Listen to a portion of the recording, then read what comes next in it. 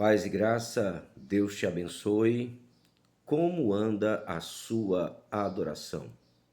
Não a quantidade. Como anda a sua adoração? Sou o pastor Marcos Gama e eu trago aqui gotas de graça para o seu dia, o nosso devocional diário. Quero pedir o favor que sempre estou pedindo. Você que tem assistido, que tem sido enriquecido pela palavra, compartilhe com mais pessoas, se inscreva neste canal e deixe um comentário, falando se essa palavra tocou no seu coração, deixando uma pergunta, um testemunho, tá bom? Bem, como anda a sua adoração? Neste devocional de hoje, eu quero fazer uma leitura no livro dos Salmos, Salmo de número 7 e o versículo ou verso 17, que diz o seguinte: Eu, porém, renderei graças ao Senhor, segundo a sua justiça, e cantarei louvores ao nome do Senhor Altíssimo. Esse salmo, ele tem como plano de fundo uma questão aonde Davi, que é o seu autor, está sendo acusado injustamente. Durante este salmo, nós vemos várias vezes Davi se apresentando a Deus, pedindo que ele intervisse nessa questão de injustiça, se colocando à disposição se ele havia errado e deixando à mercê de Deus o juízo naquela questão.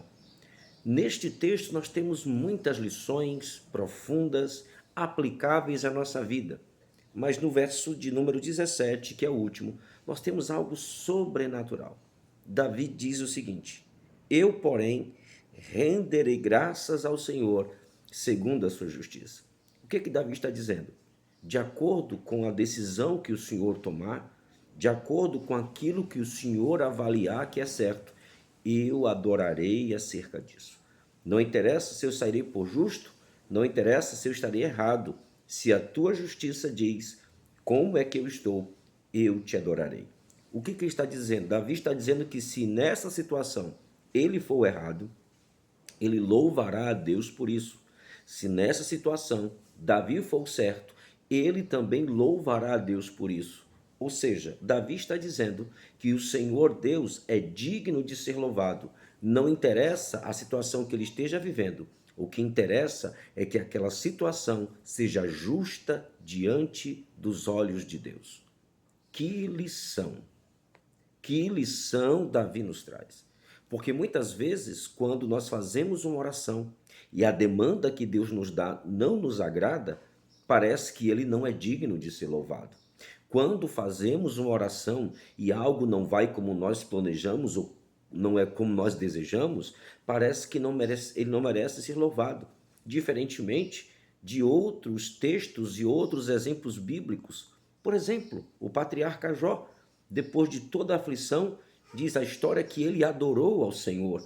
Por quê? Porque adorar a Deus não pode ser motivado apenas quando eu ganho ou quando eu perdo. Adorar a Deus é uma questão de reconhecimento da sua soberania, da sua glória, do seu poder. Tanto é que nesse texto ele diz: E cantarei louvores ao nome do Senhor Altíssimo.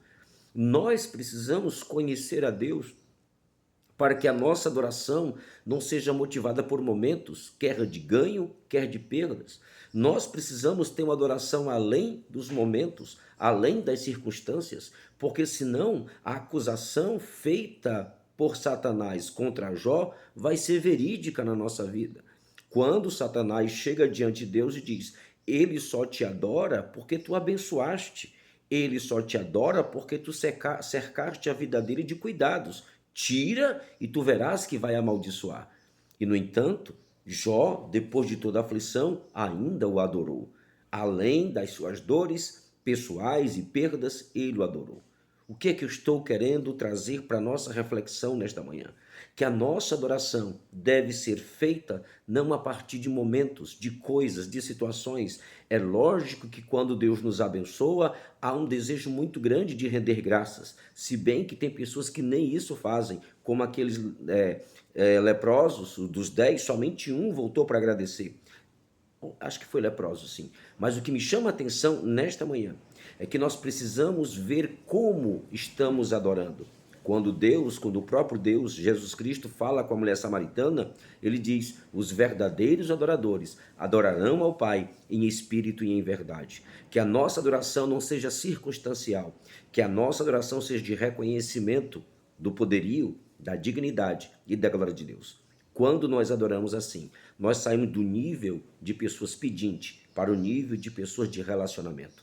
Que o Senhor nessa manhã desperte, que o Senhor nessa tarde, nessa noite desperte o meu e o seu coração, para termos uma adoração firmada, fincada, abalizada em princípios, não em circunstâncias. E que apesar delas, como Paulo e Silas, nas prisões de Filipos, à meia-noite, feridos e presos, estavam orando e adorando ao Senhor. Que Deus nos dê essa graça, que Deus nos dê essa maturidade, que Deus nos dê esse discernimento, entendimento e compreensão, para que a nossa adoração possa ser uma adoração que toque o coração de Deus, reconhecendo a sua magnitude e grandeza sobre as nossas vidas. Que Deus te abençoe e te guarde, que Deus nos traga maturidade, discernimento, alinhamento, estrutura espiritual, que a tua casa prospere e que ainda esse ano vejamos milagres acontecer sobre a sua família. Um forte abraço. Compartilhe com o máximo de pessoas possíveis essas gotas de graça, porque tenho certeza, muitas vidas serão curadas, fortalecidas pelo poder da palavra de Deus. Deus te abençoe.